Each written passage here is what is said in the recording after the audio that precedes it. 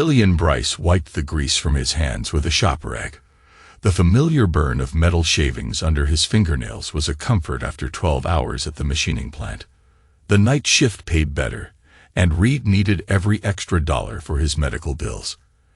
At 38, Killian's body felt older, but he pushed through. His son came first. The hospital parking lot buzzed with late evening activity. Killian's boots crunched against the asphalt as he made his way to the pediatric wing.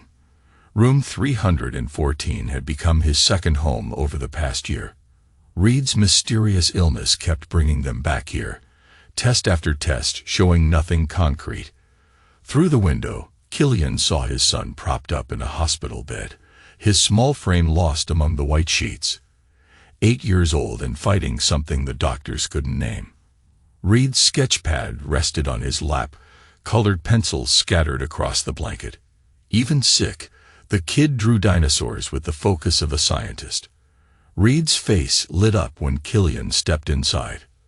"Look, I drew a Triceratops family." Killian examined the drawing, noting how Reed had drawn 3 dinosaurs together. A big one, a medium one, and a small one. "That's amazing, buddy. The details are perfect. The baby stays close to the parents for protection," Reed explained, his voice tired but eager. "Just like real families." Maisie sat in the chair beside the bed, her blonde hair perfectly styled despite spending the day at the hospital. She looked up from her phone with a smile that didn't quite reach her eyes. "Killian, you're early. Finished the Ellison job ahead of schedule." He kissed Reed's forehead, checking for fever.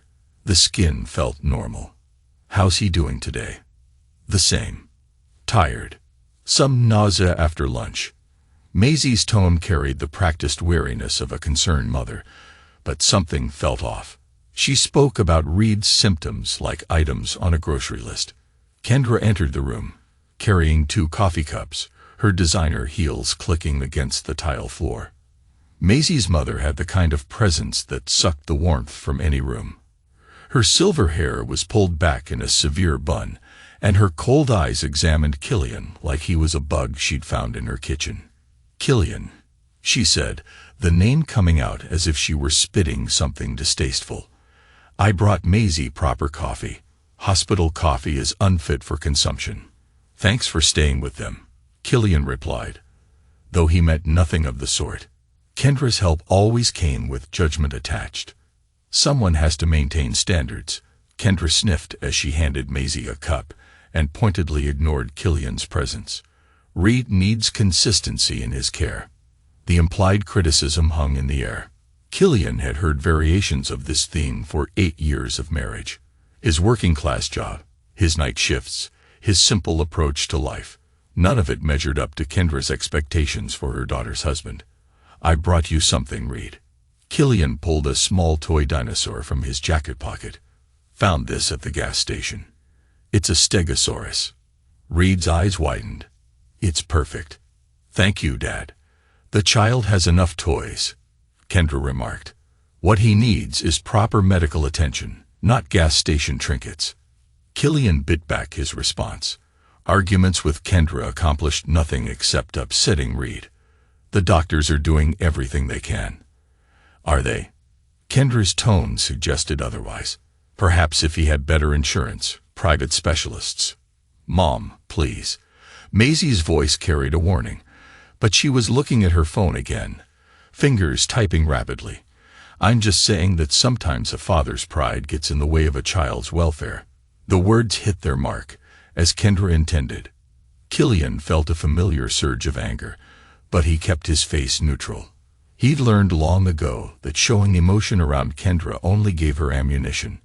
"I'm doing my best for my son," Killian said quietly. "Of course you are, dear." Kendra's smile was razor-thin. "I'm sure your best is quite sufficient." Reed looked between the adults, sensing the tension. Killian sat on the edge of the bed and opened the sketchpad. "Show me more drawings, buddy." For the next hour, Killian focused entirely on Reed, discussing dinosaur facts and admiring each sketch. Maisie and Kendra spoke in low voices near the window, their conversation punctuated by glances in his direction. When visiting hours ended, Killian kissed Reed goodnight. "Will you come back tomorrow, Dad?" "Every day until you come home," Killian promised. Walking to the parking lot, Killian noticed Maisie and Kendra remained in deep conversation beside Kendra's Mercedes. Their body language suggested conspiracy rather than concern. Kendra gestured emphatically while Maisie nodded. Neither woman noticed Killian watching from across the lot. Something cold settled in his stomach, but he pushed the feeling away. His family was under stress. Everyone dealt with worry differently. Saturday afternoon found Killian standing over Desmond Firth's grill, beer in hand, the scent of barbecuing meat filling the air. Desmond's backyard provided a welcome escape from hospital rooms and the constant undercurrent of tension at home. The bar owner had been Killian's friend since their Marine days, and his house remained one of the few places Killian could relax. "How's the boy doing?" Desmond flipped burgers with the precision of a man who'd fed hundreds of customers over the years. "Better some days, worse others. The doctors keep running tests." Killian took a long pull from his beer.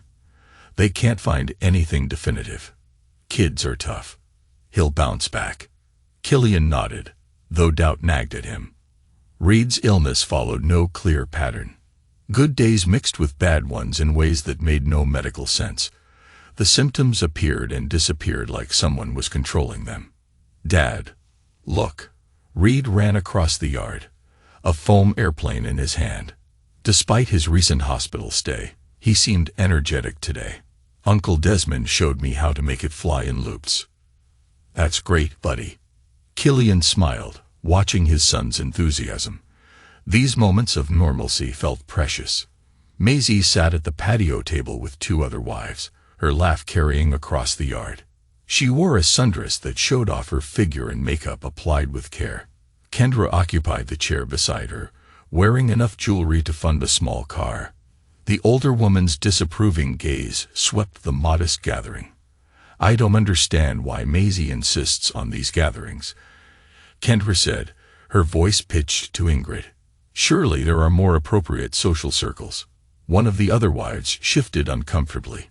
Everyone knew Kendra's opinion of Killian's friends and their working-class lifestyle. "These are good people, Mom," Maisie said, though her tone lacked conviction. "Good people, perhaps, but hardly ambitious. A woman should encourage her husband to reach higher, not settle for mediocrity." Killian pretended not to hear, but the words stung. 8 years of marriage, and Kendra still treated him like a mistake Maisie needed to correct. What bothered him more was how rarely Maisie defended him anymore. "Killian works hard," Desmond said loudly, his jaw set. "Honest work pays the bills." "Oh, I'm sure he does his best," Kendra replied with false sweetness. "Some people are simply content with less." The conversation died. Desmond's eyes found Killian's, a question in them. Killian shook his head slightly. Starting a fight would only make things worse for Maisie. "I need another beer," Killian said, heading inside. The kitchen provided temporary sanctuary. Through the window, he watched Reed chase butterflies, while the adults pretended the tension didn't exist. His phone buzzed with a text from work about Monday's schedule. Normal life continued, despite everything feeling fragmented. Maisie's voice drifted through the screen door. She stood near the far corner of the patio, phone pressed to her ear. Her body language suggested secrecy. Shoulders hunched, voice lowered. "No, not yet." She was saying the timing had to be perfect. Killian moved closer to the window, straining to hear. "I know you're tired of waiting," Maisie continued. "But we stick to the plan. Everything depends on the next steps." She paused, listening to whoever was on the other end. "Of course, I'm sure he doesn't suspect anything. He's too focused on Reed to notice what's really happening." The words hit Killian like a physical blow. He set his beer down with trembling hands, mind racing through possible explanations. Who was she talking to? What plan? What hadn't he noticed? "I have to go," Maisie said quickly. "We'll talk more tonight." Killian moved away from the window before she turned around. When Maisie returned to the group, her smile looked forced. She avoided his eyes and resumed her conversation with the other wives, as if nothing had happened. For the rest of the afternoon, Killian watched his wife more carefully. She checked her phone constantly, typed messages when she thought no one was looking, and seemed distracted even during conversations with friends. This wasn't the behavior of a worried mother. This was something else entirely. Driving home, Reed fell asleep in the back seat while Maisie stared out the passenger window. The silence felt heavy with unspoken questions. "Everything okay?" Killian asked. "Just tired. It's been a long week." "Who called earlier?" "At Desmond's." Killian pressed gently. Maisie's body tensed slightly. "A friend from yoga class. Nothing important." The lie came easily, which made it worse. How long had she been lying to him? What else had he missed while focusing on Reed's health? That night, after Maisie fell asleep, Killian sat at the kitchen table with a notebook and pen. He began writing down everything he could remember about Reed's illness: dates, symptoms, medications, hospital visits. Patterns might emerge if he studied the timeline carefully enough. The first entry read: Day 1, Reed complained of stomach pain after dinner. Maisie gave him children's medicine. Pain persisted. 3 pages later, Killian stared at his notes with growing unease. Reed's symptoms often appeared after meals Maisie prepared alone. They worsened on days when Kendra helped with childcare. They improved during Killian's days off when he supervised everything personally. Correlation didn't prove causation, but the pattern was undeniable. His son got sicker when certain people had access to his food and medicine. People who claimed to love him most. Killian closed the notebook and went to bed, but sleep wouldn't come. Tomorrow he would start paying closer attention to everything. If his suspicions were wrong, he'd feel foolish but relieved. If they were right, he couldn't finish that thought. Not yet. The hospital corridor was quieter at 10:30 p.m. Most visitors had long gone. Killian had stayed late at the plant, finishing a rush order. And guilt wasn't at him as he approached Reed's room. His son had been readmitted that morning after another episode of mysterious symptoms. Laughter echoed from inside the room, light and casual, which seemed out of place given the circumstances. Killian paused outside the partially open door, confused by the tone. When your child was sick enough for hospitalization, laughter felt wrong. "It'll be over soon," Kendra's voice carried clearly through the gap. Killian froze. Something in her tone made his blood run cold. Not the voice of a concerned grandmother, but something calculating and cold. "As long as no one finds out," Maisie replied, her voice equally casual. The words hit Killian like a sledgehammer. His knees nearly buckled as the full implication sank in. They were talking about Reed's illness like it was a project with an endpoint, something they were controlling. With trembling hands, Killian pulled out his phone and started recording. The device felt foreign in his shaking fingers, but he managed to activate the voice recorder just as Kendra spoke again. "The boy is tougher than expected, but children are resilient. A little more patience and shoe." Maisie's voice dropped to a whisper. "Someone might hear. Your husband is at work, and the nurses are busy. We have privacy. I still don't like talking about it here. You worry too much. He suspects nothing. Too busy playing the devoted father to see what's right in front of him." Killian's heart hammered against his ribs. The phone continued recording as his world collapsed around him. These women, his wife and mother-in-law, were discussing harming his son with the casual indifference of planning a dinner menu. "The timing needs to be perfect," Maisie said. "I know what I'm doing," Kendra interrupted. "I've been planning this since before you married him. The boy was never part of the equation. Mom, he's still my son. He's an obstacle. Nothing more." Killian bit down on his fist to keep from crying out. Every instinct screamed at him to burst through that door and tear them apart with his bare hands. But something deeper, colder, held him back. This conversation was evidence. These women had just confessed to poisoning his child. "How much longer?" Maisie asked. "A few more weeks, maybe a month. Depends on his resistance, and how well you follow instructions. And you're sure it can't be traced.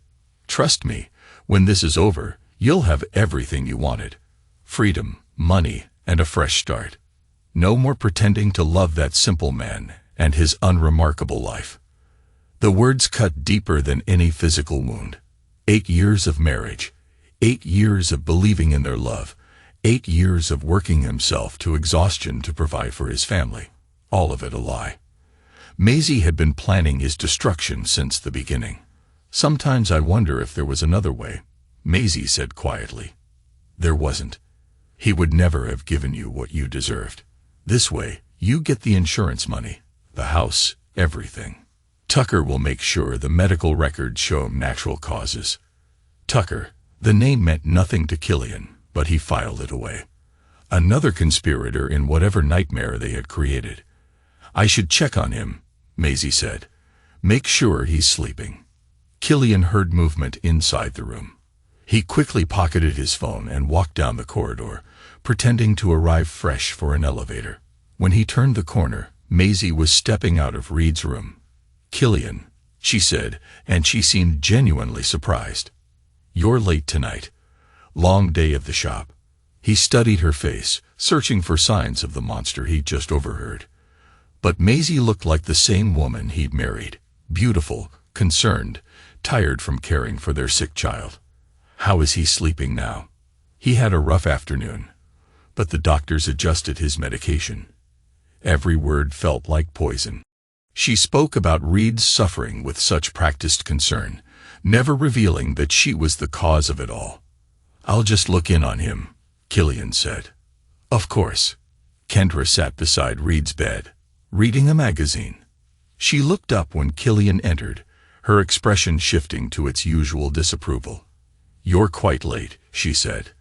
The child asked for you several times. Work ran over. Killian approached the bed, his heart breaking at the sight of his son's pale face. Reed looked so small, so vulnerable. How long have you been here? All day. Someone needs to ensure proper care. The implied criticism was clear. He was failing as a father by working to pay for that very care. Killian sat in the chair across from Kendra, studying her face, looking for signs of the evil he'd heard in her voice minutes earlier. But she appeared to be exactly what she'd always seemed, a cold, judgmental woman who thought her daughter had married beneath her station. The doctors seem optimistic, Kendra continued. They believe they're close to a diagnosis. Lies. All lies. They knew exactly what was wrong with Reed, because they were causing it. That's good news, Killian managed. Yes, soon this nightmare will be over, and Reed can return to normal. Normal. The word carried terrible weight now. Killian understood that Kendra's version of normal didn't include Reed being alive. For an hour, he sat with his son while the two women maintained their performance. Maisie brought him coffee and asked about his day. Kendra made cutting remarks about hospital conditions and Killian's late arrival. They played their roles perfectly, never revealing the monsters lurking beneath. When visiting hours ended, Killian kissed Reed's forehead and whispered, "Daddy's going to take care of everything." The boy stirred slightly but didn't wake. Killian memorized his face, the gentle features, the long eyelashes, the small hands that drew dinosaurs with such care. Whatever it took, whatever he had to do, his son would survive this. Walking to the parking lot with Maisie, Killian fought to maintain his composure. His wife chatted about her day, her voice warm and loving. The same voice that had coldly discussed his son's murder 20 minutes earlier. "Are you okay?" Maisie asked as they reached their cars. "You seem quiet." "Just tired, worried about Reed." "I know, but the doctors are confident they'll figure this out soon." She kissed his cheek before getting in her car. The gesture felt like a snake's bite. Driving home alone, Killian replayed the recording on his phone. The voices were clear, the words unmistakable. His wife and mother-in-law were slowly killing his son, and they were getting away with it because no one suspected the women who loved him most. But now he knew, and now he would make them pay. Killian sat in his garage workshop at 3 a.m., the recording playing through earbuds for the dozenth time. Each word felt like a knife twisting in his chest, but he forced himself to listen again and again until the shock gave way to something colder and more useful, rage tempered by calculation. 8 years in the Marines had taught him patience. 12 years as a machinist had taught him precision. Both skills would serve him now. He opened a new notebook and began writing everything down. Times, dates, conversations, patterns in Reed's illness. The evidence was circumstantial, but damning when viewed as a whole. Reed got sick after meals prepared by Maisie. His symptoms worsened during extended stays with Kendra. The mysterious Tucker, presumably a medical professional, was involved in covering their tracks.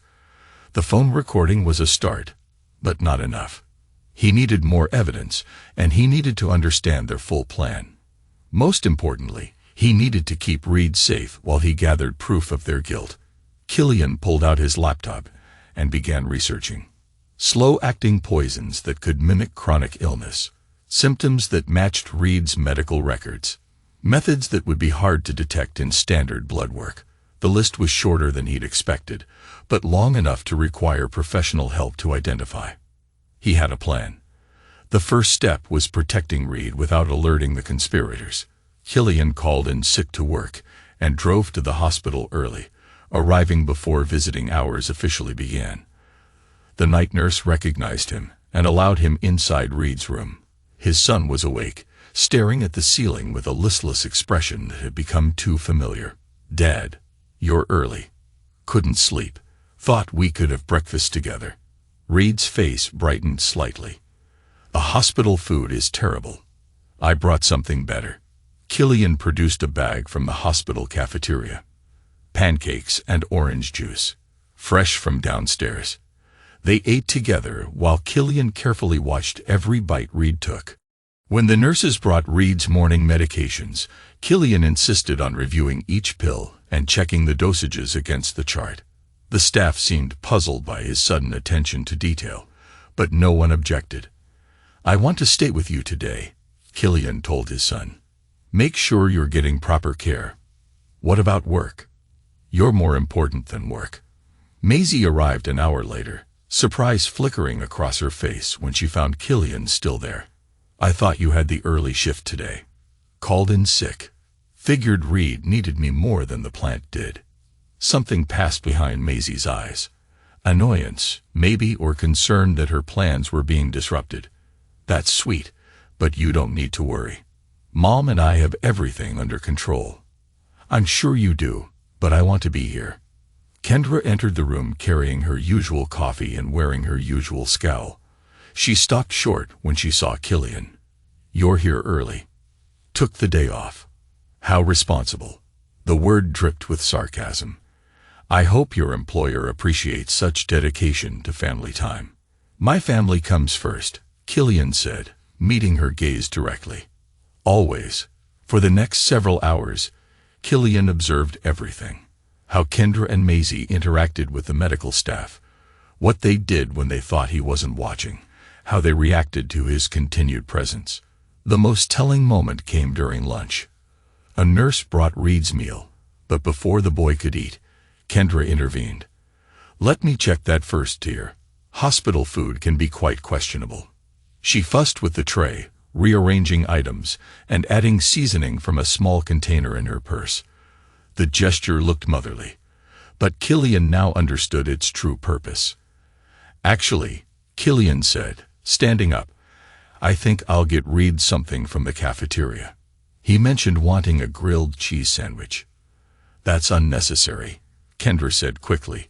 "This meal is perfectly adequate." "I insist." Killian's tone brooked no argument. "Come on, buddy. Let's go pick out lunch together." Reed seemed confused but happy to leave the room.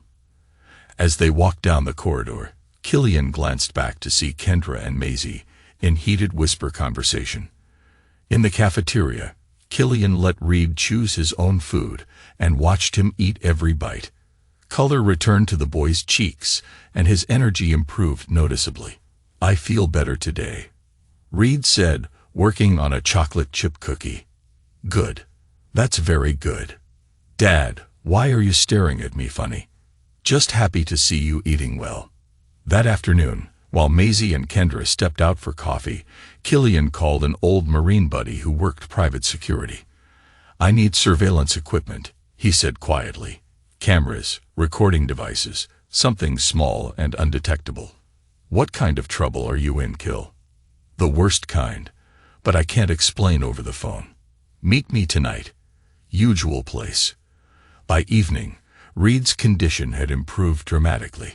The nurses commented on his increased appetite and energy. Dr. Patterson seemed pleased, but puzzled by the sudden change. Sometimes, these mysterious illnesses resolve as quickly as they appear, he told Killian and Maisie. We'll keep him overnight for observation, but he might be able to go home tomorrow. Maisie smiled brightly. That's wonderful news. But Killian caught the flash of frustration in her eyes before she composed her expression. His son getting better wasn't wonderful news for her. It was a setback. That night, Killian met his old Marine buddy, Vic, in the parking lot of the 24-hour diner. Vic handed over a bag containing tiny cameras, audio recorders, and a sophisticated monitoring system. This gear will pick up everything, Vic explained. Audio, video, motion detection. You can monitor it all from your phone. What do I owe you? Buy me breakfast and tell me what's really going on. Over coffee and eggs, Killian explained everything. The mysterious illness, the overheard conversation, his growing suspicions. Vic listened without judgment, his face growing darker with each detail. You need to involve the police, Vic said finally. Not yet. I need more evidence, something unshakable. Be careful, Kill. If these women are capable of poisoning a child, they're capable of anything. Driving home, Killian felt the weight of his terrible knowledge. His wife, the woman he'd loved for 8 years, the mother of his child, was systematically murdering their son for money. His mother-in-law was not just disapproving but actively evil. Everything he believed about his life was a lie. But lies could be exposed. Evil could be punished. And his son would survive this, no matter what it cost. The war had begun, though his enemies didn't know it yet. Killian would use their confidence against them. Let them believe they remained undetected while he gathered the evidence needed to destroy them completely and show no mercy, only justice. 3 days after installing the surveillance equipment, Killian's phone buzzed with motion alerts from the hidden cameras. He was at work, running a late shift at the machining plant. But the timestamp showed activity in his kitchen at 10 p.m., well after Reed's bedtime. The video feed showed Maisie in the kitchen, but she wasn't alone. A man Killian didn't recognize stood close behind her, his hands on her waist as she prepared what looked like a late-night snack. The man was tall, well-dressed, with the soft features of someone who'd never done physical labor.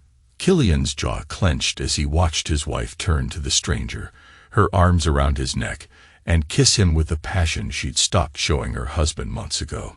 The betrayal cut deep, but it also provided another piece of the puzzle. Maisie had more motivation than just money. She had a replacement lined up. The audio came through clearly on his earbuds. Tucker, we can't keep meeting here, Maisie said, her voice breathless. Tucker, the name from the hospital conversation. Killian turned up the volume and started recording the feed on his phone. Where else can we go? My place is being watched by process servers, the man replied. Besides, your husband works nights. We have ours. It's still risky. What if he comes home early? Then we stick to the story. I'm here as Reed's consulting pharmacist, reviewing his medications, Tucker said. His smile was cold and calculating. Which reminds me, how's our little patient doing? Better since Killian started hovering. I haven't been able to give him the full dosage. That's a problem. We need to accelerate the timeline. Killian's hands shook as he continued recording. They were discussing increasing the poison dosage because his presence was interfering with their murder plot. I can't speed things up if you won't leave Reed alone, Maisie protested. Then we find another way. The lawsuit settlement is due next month. I need that money, Amelia. My creditors aren't patient people. So Tucker was in debt, desperate enough to help murder a child for financial gain. Killian filed that information away for later. Maybe we should wait, Maisie said. Find another solution. There is no other solution. Tucker's voice turned harsh. I'm facing criminal charges if I can't pay what I owe. Your mother promised me a way out, and I'm holding her to it. Don't threaten my mother. I'm not threatening anyone. I'm stating facts. We all have too much to lose to back out now. They moved out of camera range, but the audio continued picking up their conversation from the living room. Show me what you've been giving him, Tucker said. Killian heard the sound of pills rattling, papers rustling.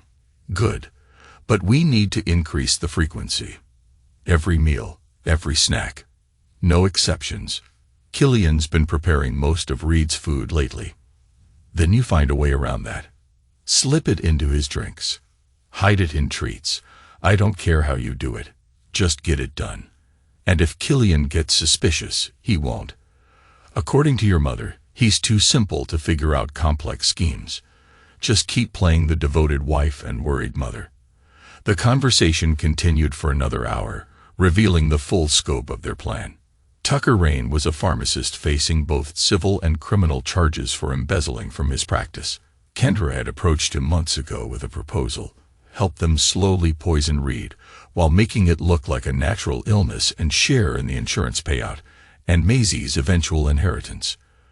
The method was elegant in its cruelty. Small doses of a slow-acting toxin that mimicked chronic childhood illness. Symptoms that would confuse doctors and gradually weaken Reed until his system finally shut down. Tucker's medical knowledge allowed him to falsify records and steer the investigation away from poisoning. But the plan had a fatal flaw. They'd underestimated both Reed's resilience and his father's dedication. Killian's increased involvement had disrupted their timeline, and Tucker's mounting legal troubles made him desperate to accelerate the murder. Around midnight, Tucker left through the back door while Maisie cleaned the kitchen. Killian watched his wife move through their home, straightening pillows and washing dishes, playing the role of the perfect housewife while planning their son's death. When Killian's shift ended at 6 a.m., he drove straight to the bank. The surveillance had provided another crucial piece of information. Maisie and Tucker had discussed transferring funds to hidden accounts. Time to see what financial crimes accompanied the attempted murder. At the bank, Killian requested account statements for all their joint accounts going back 6 months. What he found made his blood boil. Systematic transfers of small amounts to accounts he'd never seen before. Forged signatures on withdrawal slips. His wife had been stealing from him while plotting to kill his son. The amounts weren't huge individually, a few hundred here, 1,000 there, but they added up to nearly $15,000. Money Killian had earned through overtime shifts and weekend work. Money meant to pay for Reed's medical care and their family's future. Is there a problem with these transactions?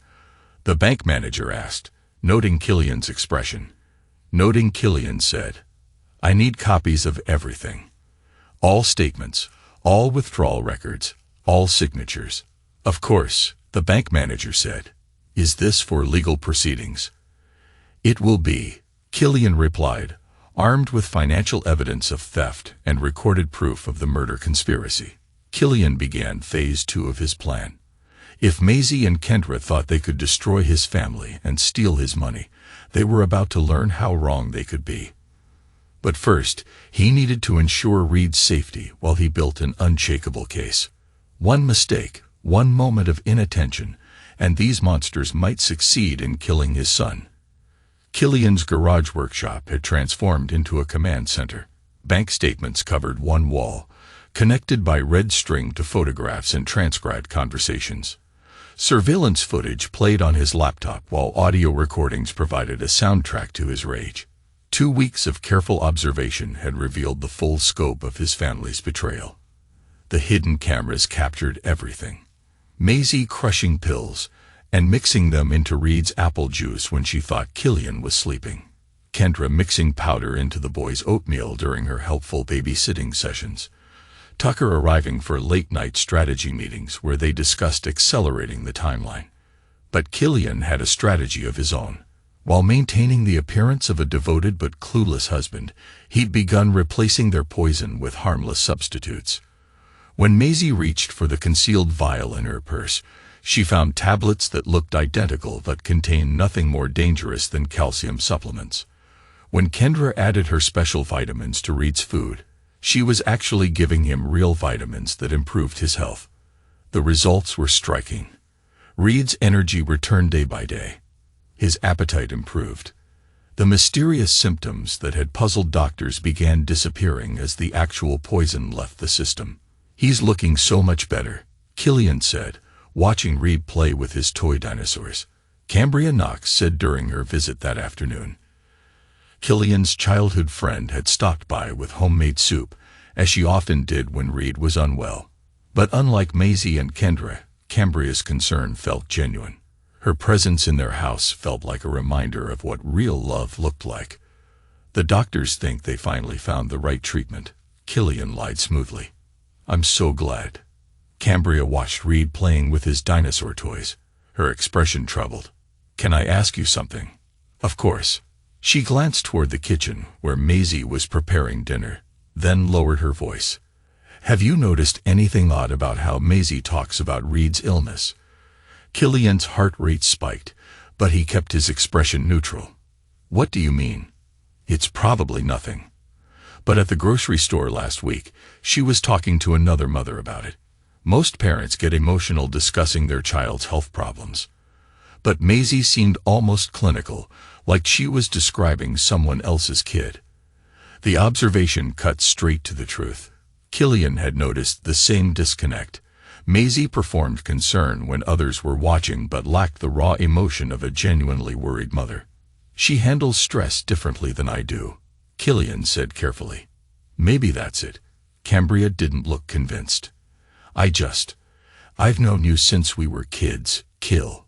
You're a good father. If anyone can help Reed get through this, it's you." "Thanks, Cam. That means a lot."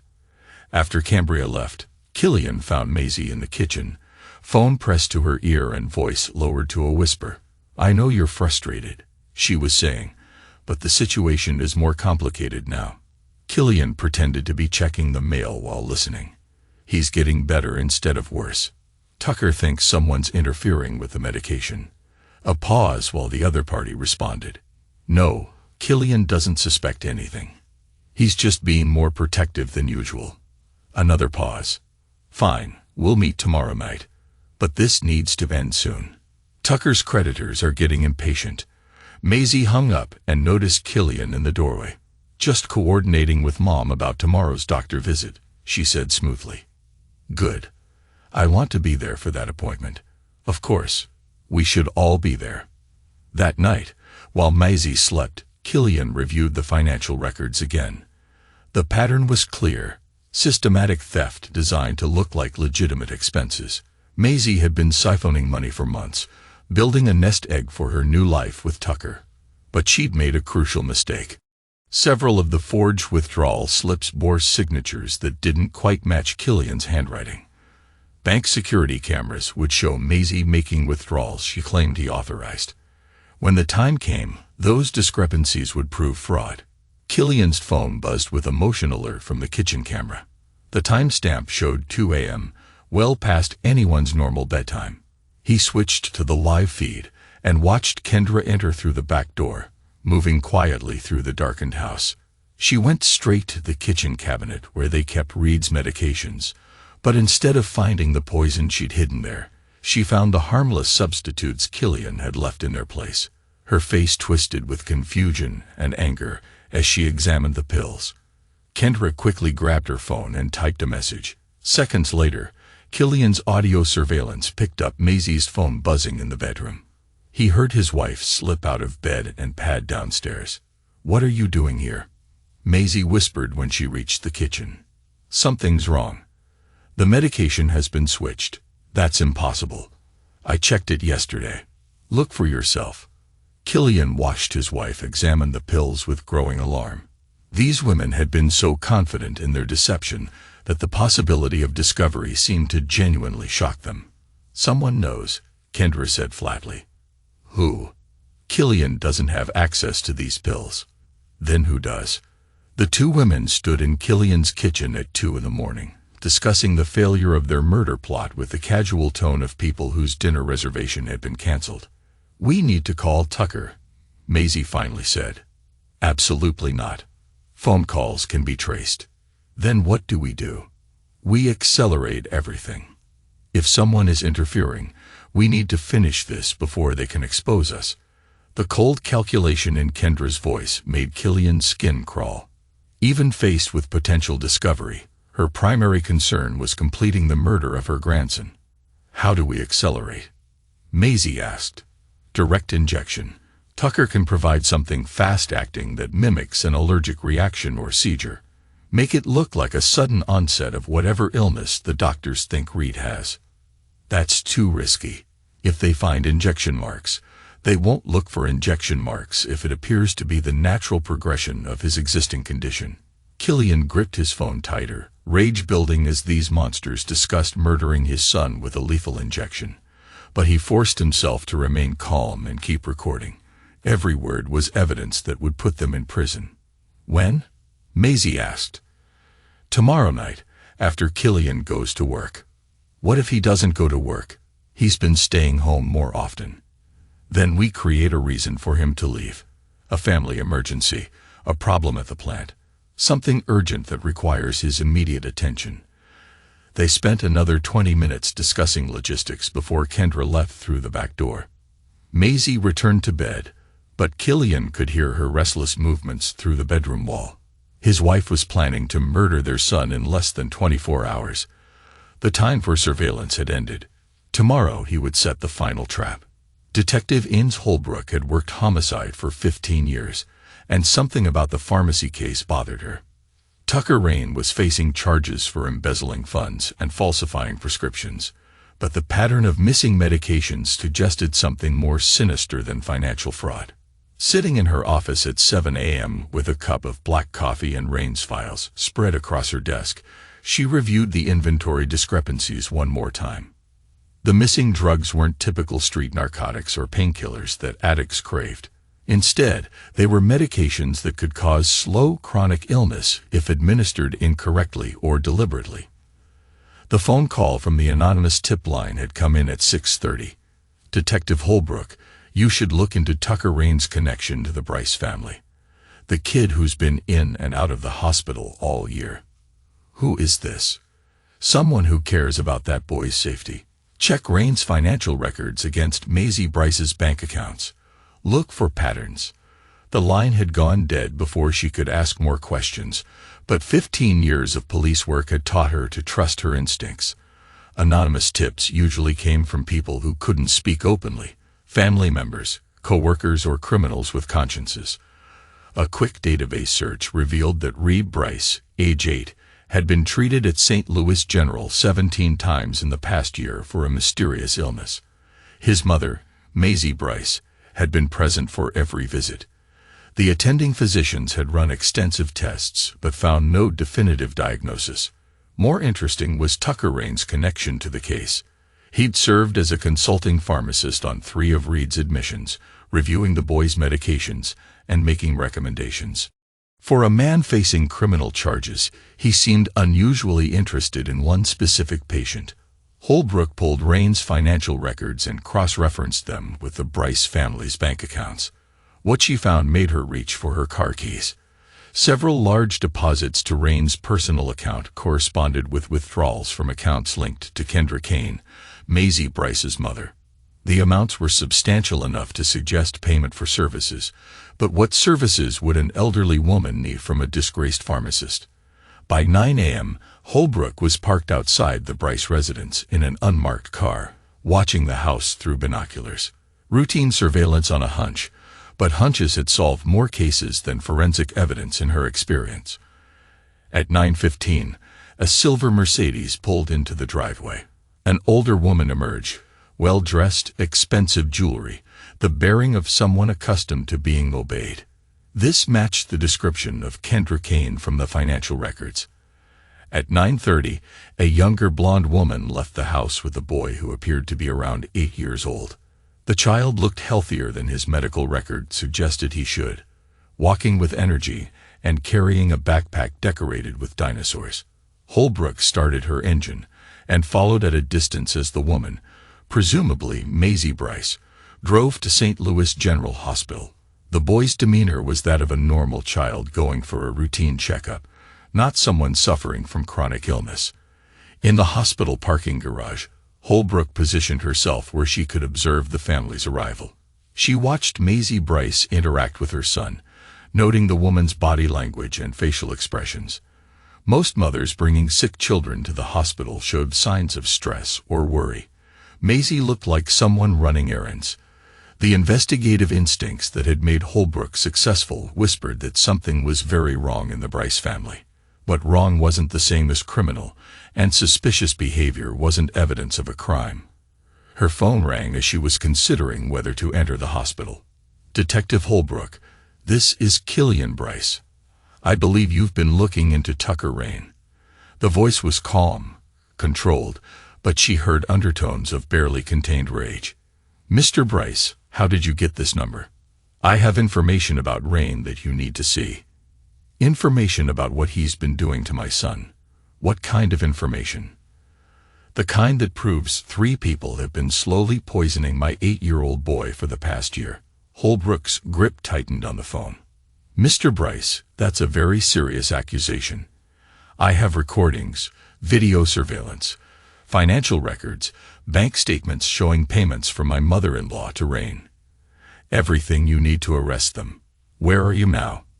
"Following my wife and son to the hospital. I think they're planning to accelerate their timeline. My son could be in immediate danger." Holbrook was already moving toward the hospital entrance. "I'm in the parking garage at St. Louis General. Can you meet me?" 5 minutes.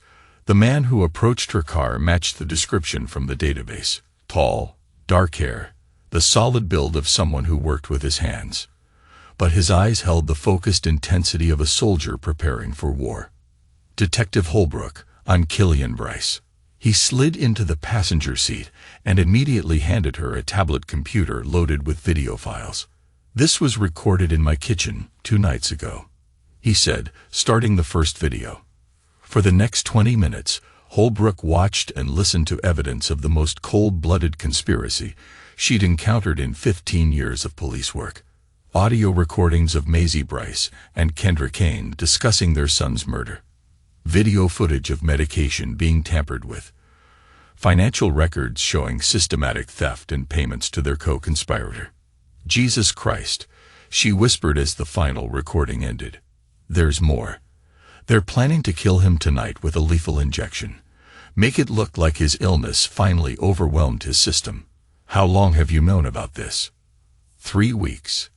I've been gathering evidence and protecting Reed by replacing their poison with harmless pills." "Why didn't you come to the police immediately?" Killian's jaw tightened. "Because I needed unshakable proof. These people have been fooling doctors and social workers for a year. I couldn't risk them talking their way out of charges." Holbrook understood. Domestic cases involving children were notoriously difficult to prosecute, especially when the accused were educated, well-spoken people who projected normalcy. But the evidence Killian had gathered was overwhelming. "We need to get your son somewhere safe while we execute arrest warrants," she said. "They're in the hospital now. Kendra is probably meeting them there. Then we go now. But Mr. Bryce, when we make arrests, you cannot be involved in any confrontation. Let us handle this legally. As long as my son is safe, I don't care how you handle it." But Holbrook saw something in his eyes that suggested Killian Bryce would take matters into his own hands if the legal system failed him. She couldn't blame him for that rage, but she needed to ensure justice was served through proper channels. "Let's go get your boy," she said. The hidden camera Killian had installed in the kitchen activated at 11 p.m., triggered by movement in the darkened house. He watched a live feed from his phone while sitting in his truck outside St. Louis General Hospital, where he'd supposedly been called for an emergency regarding Reed's latest test results. The emergency was fake, orchestrated by Maisie to get him away from the house. But instead of rushing inside the hospital, Killian remained in the parking lot, monitoring the surveillance system that would capture his wife and mother-in-law in their final act of betrayal. Kendra entered first, using the key Maisie had given her months ago. She moved through the house with the confidence of someone following a rehearsed plan, going straight to the kitchen, where she began preparing materials on the counter. The camera captured everything in crystal clear detail as Kendra laid out syringes, medication vials, and alcohol wipes with the precision of a medical professional. Her movements were calm, methodical, showing no hesitation about what she was planning to do. Maisie arrived 20 minutes later with Reed, who was rubbing his eyes and complaining about being woken up for another medical emergency. "Why can't I stay with Dad at the hospital?" Reed asked as they entered the kitchen. "Because Grandma needs to give you special medicine that will make you feel better," Maisie said, her voice saccharine with false concern. "I don't want any more medicine. I feel fine now." "The doctor says you need it," Kendra interjected, drawing medication into a syringe. "Just a little shot, and then you can go back to bed." Killian's hands clenched around his phone as he watched these monsters prepare to murder his son. But he forced himself to wait just a moment longer, until they incriminated themselves beyond any possibility of denial. "This will make all your sickness go away forever," Kendra continued, testing the syringe for air bubbles. Reed looked confused. "But Dad says medicine takes time to work." "Your father doesn't understand medicine like we do," Maisie said. "Grandma knows exactly what you need." The words were captured clearly by the audio system. Two women discussing permanent solutions and dismissing the child's father while preparing to inject him with lethal drugs. Evidence that no jury would ignore.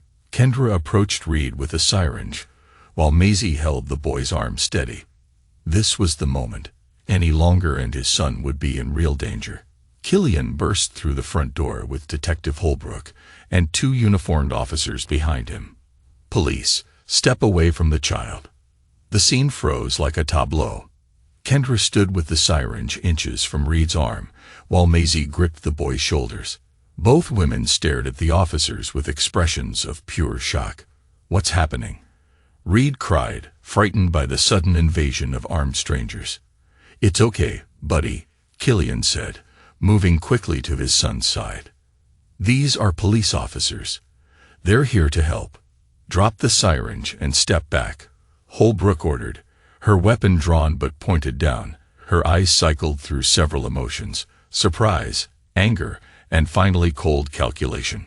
"Officer, I'm administering prescribed medication to my grandson." "This is a medical emergency," Kendra said. "Ma'am, we have a warrant for your arrest on charges of conspiracy to commit murder, attempted murder, and child endangerment." "That's ridiculous," Maisie sputtered. "We're caring for a sick child." "Officer, my husband has been under tremendous stress." "Save it," Holbrook interrupted. "We've seen the surveillance footage. We know about Tucker Rain. We have your financial records showing payments for services rendered." The color drained from Maisie's face as the full scope of their exposure became clear. "I want to see my lawyer," Kendra said flatly, setting down the syringe. "You'll have that opportunity. Right now, you're under arrest." As the officers moved in with handcuffs, Maisie turned to Killian with desperation in her eyes. "Killian, you don't understand. Reed was really sick. We were trying to help him." "I understand perfectly," Killian said, his voice ice cold. "I've been recording you for 3 weeks. I heard you discuss murdering our son. I watched you steal money from our accounts. I know about Tucker and your affair, and the insurance money you were planning to collect." Maisie's mask of innocence finally cracked. "You bastard. You set us up. You set yourselves up." "I just provided the rope." Kendra maintained her composure, even as the handcuffs clicked into place. "You have no idea what you've done, Killian. No idea what this will cost you." "The only thing it's going to cost me is a wife and mother-in-law," who tried to murder my son for money." As the officers led them away, Maisie screamed accusations and threats while Kendra walked in dignified silence. Neither woman showed a moment of concern for Reed, who watched the proceedings with wide, confused eyes. "Dad, why are they arresting Mom and Grandma?" Killian knelt beside his son, choosing his words carefully. "Sometimes adults make very bad choices. The police officers are here to make sure you stay safe." "Am I safe now?" "Yes, buddy. You're safe now." Detective Holbrook approached as the squad cars pulled away. "We'll need detailed statements from both of you, and we'll want your son examined by doctors to confirm the poisoning and document any lasting effects." "Whatever you need," Killian said. "Just make sure they never get near him again. With the evidence you provided, they'll be facing serious prison time. But Mr. Bryce, there will be a trial. Your son may have to testify about what he experienced." Killian looked down at Reed, who was already showing signs of recovery now that the poison was out of his system. "He's stronger than they thought. We both are." The final piece of Killian's plan had worked perfectly. By allowing the conspiracy to proceed to the point of attempted murder, he created irrefutable evidence of their guilt. The surveillance footage showed clear intent to kill. The financial records proved motive. The testimony of multiple witnesses would seal their fate. Tucker Rain was arrested at his apartment 2 hours later, caught with enough controlled substances to add drug trafficking charges to his existing crimes. His cooperation with authorities would be meaningless. The evidence against all 3 conspirators was overwhelming. Killian drove Reed home from the police station. His son fell asleep in the passenger seat, exhausted by the night's events. For the first time in months, the boy looked peaceful, no longer fighting poison in his system or sensing the murderous intentions of people who claimed to love him. The house felt different when they arrived. Clean, somehow, as if removing the conspirators had purged a toxic presence from their lives. Killian carried Reed to his bedroom and tucked him in, promising to be there when he woke up. In the kitchen, Killian gathered the syringes and medication vials the police had left as evidence. The labels showed powerful sedatives and cardiac medications that would have stopped Reed's heart within minutes. His wife and mother-in-law had planned to inject his son with drugs that would cause immediate organ failure, but they had failed. Their arrogance and assumption that Killian was too simple to uncover their plot had led to their destruction. Every conversation they'd had while believing themselves unobserved had been recorded. Every financial transaction they'd made while thinking themselves clever had been documented. Now they would face justice, and Reed would finally be safe. The courtroom felt sterile under fluorescent lights as Killian took the witness stand for his 3rd day of testimony. 6 months had passed since the arrests, and the trial had become a media sensation. 3 defendants, a mother, grandmother, and pharmacist, accused of conspiring to murder an 8-year-old boy for insurance money. Prosecutor Janet Mills approached the witness stand with a tablet containing the surveillance footage. "Mr. Bryce, I want you to watch this video, recorded in your kitchen on the night of the arrests. Can you identify the voices we hear?" The courtroom fell silent as the audio played through the speakers.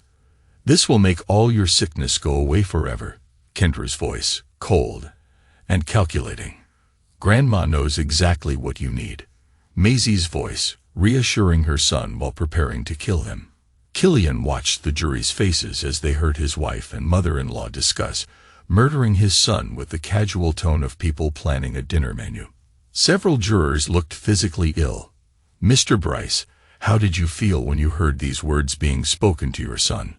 "Like I was watching strangers," Killian replied, his voice steady despite the rage that still burned in his chest.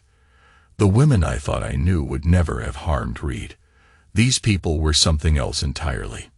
Defense attorney Robert Chun tried a different approach during cross-examination. "Mr. Bryce, isn't it true that you set up surveillance in your own home without your wife's knowledge or consent?" "Yes." "And you recorded private conversations between family members?" "Yes." "You essentially spied on your own family for weeks." "I protected my son from people who were trying to kill him." Chun pressed harder. But you never confronted your wife directly about your suspicions. You never gave her a chance to explain. Explain what? Killian's voice turned sharp. How do you explain crushing poison into a child's food? How do you explain stealing money while planning your son's funeral? Objection. Chun called. Sustained. Judge Morrison ruled. Mr. Bryce, please limit your responses to the questions asked. But the damage was done. The jury had heard the raw emotion in Killian's voice, the fury of a father who discovered the people he trusted most were monsters. The prosecution's case was overwhelming. 3 weeks of surveillance footage showing systematic poisoning, audio recordings of conspiracy discussions, financial records proving payments between co-conspirators, and medical testimony confirming that Reed's symptoms matched poisoning rather than natural illness. Dr. Patricia Vance, the toxicologist who'd analyzed Reed's blood samples, delivered devastating testimony. The levels of carbamazepine and lithium in the child's system were consistent with chronic poisoning over several months. These medications, when given to someone who doesn't need them, cause exactly the symptoms Mr. Reed Bryce experienced. Tucker Rain had tried to cooperate with prosecutors in exchange for a reduced sentence, but his testimony only strengthened the case against all 3 defendants. His desperate financial situation provided clear motive, while his medical knowledge explained how they'd nearly succeeded in their plot. Kendra Kane approached me about 6 months ago. Rain testified, his voice barely audible. She said her daughter was trapped in an unhappy marriage and needed a way out. She offered to pay me substantial money to help make her grandson appear chronically ill. Did she specify what the end goal of this illness would be? Mills asked. She said the boy's death would solve multiple problems: insurance money, custody issues, and freedom for her daughter to start a new life. And you agreed to participate in the murder of an 8-year-old child. Rain's composure cracked.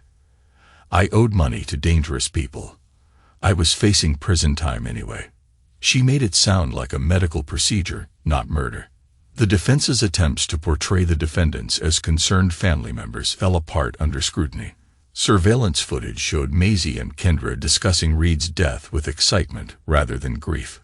Financial records revealed they'd already begun planning how to spend the insurance payout. Most damning was Kendra's own voice, recorded clearly as she prepared the lethal injection. This will make all your sickness go away forever. When Maisie took the stand in her own defense, her performance was masterful but unconvincing. She wept as she described her love for Reed, her devotion to his care, her shock at being accused of such horrible crimes. I would never hurt my son, she sobbed. He's everything to me. But Prosecutor Mills was ready with contradictory evidence. Mrs. Price, if Reed was everything to you, why were you secretly transferring money to hidden accounts while he was hospitalized? I was saving for his medical care. Were you saving for his medical care when you told Tucker Rain that your husband was too simple to notice what you were doing? I never said that. We have it on audio recording. Mrs. Price, your own voice. The jury heard Maisie's voice, cold and dismissive. He doesn't suspect anything. He's too focused on Reed to notice what's really happening. Her credibility shattered completely when Mills played the recording of Maisie discussing the murder timeline with casual indifference. How much longer? Maisie's recorded voice asked. A few more weeks, maybe a month. And you're sure it can't be traced? In the courtroom, Maisie stared at the floor while her own words condemned her. Kendra never took the stand. Her attorney advised against it, knowing that her recorded conversations revealed a level of cold calculation that would horrify any jury. Instead, she sat throughout the trial with perfect posture and an expression of mild interest, as if watching a moderately entertaining play. The closing argument summarized 3 weeks of overwhelming evidence. The prosecution painted a picture of greed, betrayal, and child abuse that shocked even experienced court observers. The defense attempted to create reasonable doubt, but had no answer for hours of recorded confessions. Killian sat in the gallery next to Cambria Knox, who had attended every day of the trial to support him and Reed. His son was staying with Desmond during the proceedings, shielded from the details of what his mother and grandmother had planned for him. "Ladies and gentlemen of the jury," Prosecutor Mills said in her closing statement, "the evidence shows 3 adults conspiring to murder an innocent child for money. They poisoned him slowly, systematically, while pretending to provide medical care. They stole from his father while planning his funeral. They nearly succeeded because no one suspected that a mother and grandmother could be capable of such evil." She paused, letting the words sink in. "But they failed because one person refused to give up on that child." Killian Bryce suspected, investigated, and gathered the evidence that saved his son's life. The defendants had bet that a father's love would blind him to their crimes. They were wrong. The jury deliberated for less than 4 hours. Guilty on all counts. The words echoed through the courtroom as Judge Morrison read the verdicts. Maisie Bryce, guilty of attempted murder, conspiracy, fraud, and child endangerment. Kendra Kane, guilty on identical charges. Tucker Rain, guilty of conspiracy to commit murder, medical malpractice, fraud, and drug trafficking. Killian felt no satisfaction in the moment, only relief that justice had been served. Behind him, he heard Maisie's family weeping, relatives who genuinely believed in her innocence until faced with overwhelming evidence of her guilt. The sentencing hearing came 2 weeks later. Judge Morrison had reviewed psychological evaluations, character references, and victim impact statements before making his decision. "Mrs. Bryce," the judge addressed Maisie, who stood in orange prison clothing, her designer facade finally stripped away. "You have been convicted of attempting to murder your own son for financial gain. The premeditation involved, the systematic nature of the poisoning, and the complete lack of remorse you've shown throughout this trial demand the harshest sentence allowed by law. 25 years to life in state prison." Maisie's knees buckled. Her attorney caught her arm as she swayed, but she showed no emotion beyond shock at the severity of her punishment. Kendra received an identical sentence. At 58, she would likely die in prison, but her expression remained unchanged, as if the verdict applied to someone else entirely. Tucker Rain received 15 years federal time after his cooperation was weighed against the severity of his crimes. His financial desperation had been real, but it didn't excuse participating in child murder. After the sentencing, Killian walked out of the courthouse with Cambria beside him. Reporters shouted questions, but he ignored them all. The legal proceedings were finished, but the real work of rebuilding his life was just beginning. "How does it feel?" Cambria asked as they reached his truck. "Empty," Killian admitted. "I thought I'd feel something more when it was over. Relief, maybe. Satisfaction. You feel empty because the people you loved turned out to be monsters. Justice doesn't fix that kind of betrayal." They drove to Desmond's house to collect Reed, who'd been carefully shielded from the trial details. The 8-year-old knew his mother and grandmother had been arrested for hurting him, but he didn't understand the full scope of their crimes. "Dad." Reed ran to Killian as they entered Desmond's living room. "Uncle Desmond taught me how to play chess." "That's great, buddy." Killian hugged his son tightly, feeling the solid warmth of him. Reed had gained 15 pounds since the poisoning stopped, and his color had returned to normal. The child who'd been slowly dying was now healthy and energetic. "Are we going home now?" "Yes, we're going home." But home felt different now. Killian had changed the locks, repainted rooms, and removed every trace of Maisie and Kendra's presence. Still, memories lingered in every corner, 8 years of shared life that had been built on lies. That night, as Killian tucked Reed into bed, his son asked the question he'd been avoiding. "Will I see Mom again?" Killian had prepared for this moment, but it still felt like walking through a minefield. "Your mom made some very bad choices that hurt people. She has to stay in a special place for a long time to think about what she did." "How long?" "A very long time, buddy. Maybe forever." Reed processed this information with the pragmatic acceptance of childhood. "Is she sorry for hurting me?" The question cut deep because Killian knew the truth. Throughout the trial, Maisie had shown remorse only for being caught, not for the pain she caused their son. "I don't know if she's sorry," Killian said honestly. But you don't have to worry about seeing her until you're old enough to decide for yourself. Okay, Reed picked up his sketch pad and colored pencils. I'm drawing a new dinosaur family. Just a dad and a kid this time. That sounds perfect. 6 months later, Killian received the first letter from Maisie in prison. The envelope sat unopened on his kitchen table for 3 days before he finally read it. Killian, I know you'll never forgive me, but I need you to know that I never wanted to hurt Reed. Things got complicated with Mom and Tucker, and I couldn't find a way out. I was trapped in a situation that spiraled beyond my control. Maybe someday you'll understand that I'm not the monster you think I am. Maybe someday Reed can visit me, and I can explain everything properly. I still love you both. Maisie. Killian read the letter twice, looking for any sign of genuine remorse or acknowledgement of what she'd done. But even from prison, Maisie was still lying, still trying to manipulate him into believing she was a victim rather than a predator. He burned the letter in the fireplace and blocked any future mail from the prison system. Maisie could write 1,000 letters, but he would never read another word from the woman who tried to murder his son. Summer arrived with unusual warmth, and Killian found himself with something he hadn't experienced in years: hope.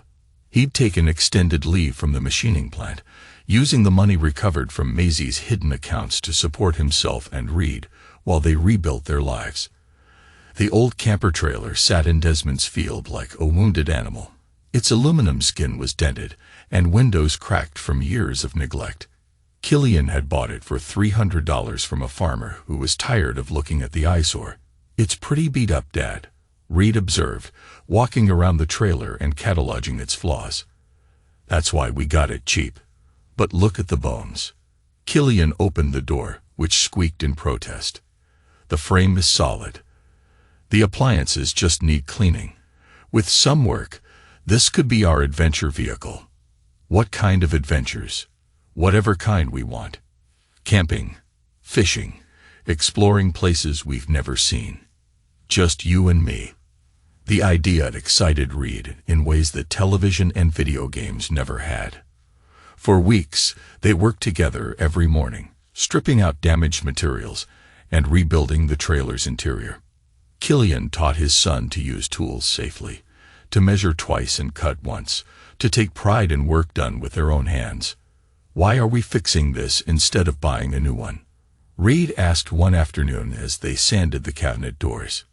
"Because fixing things teaches us that broken doesn't mean worthless," Killian explained. "Sometimes the best things in life are the ones you repair yourself." The lesson applied to more than camping trailers.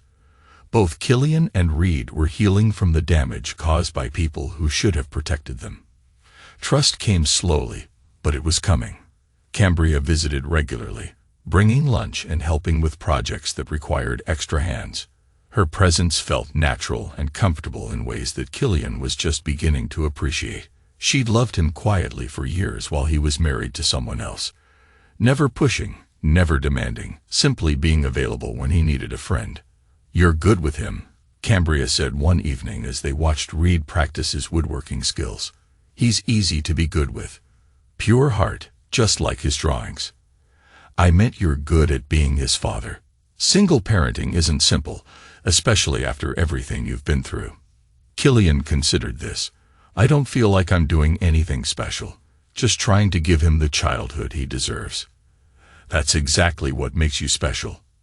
The trailer restoration became a metaphor for their lives. Stripping away damaged parts, rebuilding with stronger materials, creating something better than what existed before. By August, they had a functioning travel trailer, complete with sleeping quarters, a small kitchen, and storage for camping gear. "It's beautiful, Dad," Reed said, admiring their finished work. "We did good work together." That weekend, they took their first camping trip to the Oregon coast.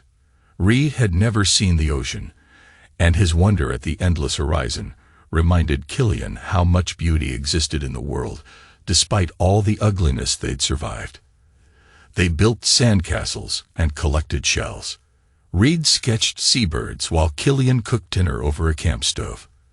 As darkness fell, they sat by their campfire and watched stars appear in the clear sky. "Dad, are you sad about Mom?" The question came without warning, as children's difficult questions often did. Killian chose his words carefully. "I'm sad about what she chose to do. I'm sad that she couldn't love us the way we deserve to be loved. But I'm not sad that she's gone from our lives. Do you think she really loved me? I think she loved the idea of you. But real love means protecting someone, not hurting them. Real love means putting someone else's happiness before your own. Like how you love me. Exactly like that." Reed seemed satisfied with this explanation. "I'm glad it's just us now." "Me too, buddy. Me too." 2 nights later, they were roasting marshmallows when Reed brought up another difficult topic. "Cambria likes you," he announced with the blunt honesty of childhood. "What makes you say that?" "She looks at you the way you look at me, like you're important." Killian smiled at his son's perceptiveness. "Would that bother you? If Cambria and I became more than friends, would she move in with us? Maybe someday, if that's what we all wanted, would she try to be my mom? No one will ever try to replace your mom. But Cambria might be someone who loves you and takes care of you like family." Reed considered this while his marshmallow caught fire. "That would be okay. She's nice, and she doesn't lie." The simple statement carried enormous weight. After months of discovering that the people closest to him had been living elaborate lies, Reed valued honesty above all other qualities. "You're right. She doesn't lie." They finished their camping trip with plans for another adventure the following month. The trailer had given them freedom to explore together. But more importantly, it had given them a project that proved they could build something good from broken pieces. Driving home, Killian realized he was genuinely happy for the first time in months. Not just relieved or grateful, but actively happy. His son was healthy and thriving. His future felt open and full of possibilities. The people who tried to destroy his family were facing the consequences of their choices, and he had survived the worst betrayal imaginable and emerged stronger. 1 year after the arrests, Killian sat in a lawyer's office, reviewing the final settlement documents. The state had seized all assets from Maisie's hidden accounts, along with Kendra's savings and investments. After legal fees and restitution for Tucker's other victims, nearly $200,000 remained. This will be held in trust for Reed until he reaches 18. Attorney Patricia Williams explained. "The money his mother stole from your family, plus interest and penalties from her other accounts." Killian signed the documents without satisfaction. No amount of money could repair the damage these people had caused, but it would ensure Reed's future education and security. "There's also this," Williams added, handing him an envelope. "A letter from your wife's attorney. She's requesting a meeting." Killian didn't open the envelope. "I'm not interested in anything she has to say. She claims to have information about other potential victims, children who may have been harmed by similar schemes." The possibility that other families had suffered made Killian's stomach turn, but it didn't change his position.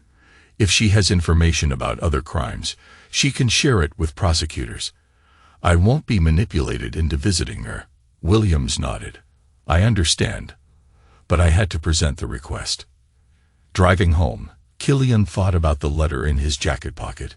Part of him was curious about what Maisie wanted to say after a year in prison. Had she finally developed genuine remorse? Did she have information that could help other families? But a larger part of him recognized this as another manipulation attempt. Even from prison, Maisie was trying to insert herself back into his life by claiming altruistic motives. He stopped at a gas station and threw the letter away unopened. At home, Reed was in the backyard working on a new drawing. His subject matter had evolved from dinosaurs to camping scenes and adventures with his father. The change reflected his growing confidence and happiness. "Dad, look." Reed held up his latest sketch. "It's us fishing at the lake last weekend." The drawing showed 2 figures beside a mountain lake, fishing poles in hand and smiles on their faces. Reed had captured something essential about that day. The peace, the connection, the simple joy of being together. "That's perfect, buddy. You're getting really good at drawing people. I want to draw Cambria too. Could she come camping with us next time? Killian and Cambria had been moving slowly toward something deeper than friendship. She understood that trust came hard after such profound betrayal, and she never pushed for more than he was ready to give. Would you like that? Yeah, she's fun. And she makes you smile differently. Different how? Like you used to smile before Mom got mean. The observation surprised Killian. He hadn't realized that Reed had noticed the change in his demeanor during those final months of marriage, when Maisie's manipulation and criticism had worn him down. I didn't know you could tell I was unhappy. Kids notice everything. Kids notice everything, Reed said with unusual wisdom. Adults think we don't understand, but we do. That evening, Killian called Cambria and invited her to join their next camping trip. Her enthusiasm was infectious, reminding him how good it felt to be around someone who genuinely cared about his happiness. Are you sure Reed's okay with me coming along? It was his idea. He says you make me smile differently. Different how? Like I used to before. Killian trailed off, not wanting to bring Maisie into their conversation. I understand, Kill. I'm not going anywhere. Whatever pace you need, whatever time you need to heal, I'll be here. The promise meant everything to someone who'd learned that love could be weaponized by people who claimed to care. 3 weeks later, the three of them sat around a campfire at Crater Lake, watching stars reflect in the impossibly blue water. Reed had fallen asleep against Killian's shoulder, while Cambria leaned against his other side. This is perfect, she whispered. Yeah, it is. For the first time since discovering his wife's betrayal, Killian felt genuinely at peace. His son was healthy and happy. His future held possibilities he was excited to explore. The people who tried to destroy his family were facing the consequences of their choices in prison cells where they belonged. Dad, Reed stirred slightly. Will you tell me a story? What kind of story? About brave people who fix broken things. Killian smiled, understanding that his son needed stories that reflected their own journey. Once upon a time, there was a father and son who discovered that some people they trusted were trying to hurt them. But instead of giving up, they fought back. They gathered evidence, they stayed strong, and they made sure the bad people couldn't hurt anyone else. Did they win? They won. And afterward, they built a new life together. They went on adventures and made new friends who really loved them. They learned that even when bad things happen, good people can still choose to do what's right. Are we the good people in this story? With good people, buddy, we choose to fix things instead of breaking them. We choose to help instead of hurt. We choose to love instead of lie. Reed smiled and settled back against his father's shoulder. I like that story. Later, after putting Reed to bed in the trailer, Killian and Cambria sat by the dying fire and talked about the future. Small plans at first. Another camping trip, Reed's upcoming birthday, improvements to their rebuilt life. Have you thought about what you'll do when the media attention dies down completely? Cambria asked. The trial had generated national coverage, and Killian had received interview requests from news programs and documentary filmmakers. He'd refused them all, wanting to protect Reed's privacy and avoid reliving their nightmare for public consumption. I want to help other families, Killian said. Kids who are being hurt by people who should protect them.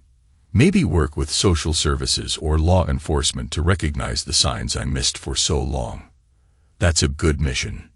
Important work. Someone should have noticed what was happening to Reed sooner. If I can help one other kid, you'll save him the way you saved Reed. They sat in comfortable silence, watching embers fade to ash. Tomorrow, they would pack up their trailer and return to ordinary life. But this moment felt like a turning point. The past year had been about survival and justice. The future would be about building something better. As they prepared for bed, Killian thought about the letter from Maisie that he'd thrown away unread. Whatever she wanted to say, whatever new manipulation she was attempting, it didn't matter. She had made her choices, and those choices had led to a prison cell where she would spend decades regretting her crimes. He had made different choices: to protect his son, to seek justice through legal channels, to rebuild rather than seek revenge. Those choices had led to this moment of peace beside a mountain lake, with people who loved him honestly. In the morning, Reed woke up early and climbed out of his sleeping bag. "Dad, when we go home, can we start planning our next adventure?" "Absolutely. Where do you want to go?" "Somewhere we've never been before. Somewhere beautiful. The whole world is full of beautiful places we haven't seen yet. Then we have lots of adventures ahead of us." "We do, buddy. We have a whole lifetime of adventures." Outside their trailer, the sun rose over Crater Lake, painting the water gold and beginning another day in their new life. A life built on truth instead of lies, love instead of manipulation, hope instead of fear. They had survived the worst that people could do to each other, and they had emerged stronger. Not because they'd forgotten the betrayal, but because they'd chosen to build something better from the wreckage. Some people choose to break things. Killian and Reed had chosen to fix them. Killian won not through fury or revenge, but through patience, strategy, and unwavering dedication to his son's safety. He gathered evidence methodically, trusted the legal system to deliver justice, and focused on building a better future rather than dwelling on past betrayals. In the end, the monsters who tried to destroy his family faced the consequences of their choices, while Killian and Reed discovered that broken things can be repaired, and sometimes the rebuilt version is stronger than what came before. There was no forgiveness, no reconciliation, just justice and peace with his son.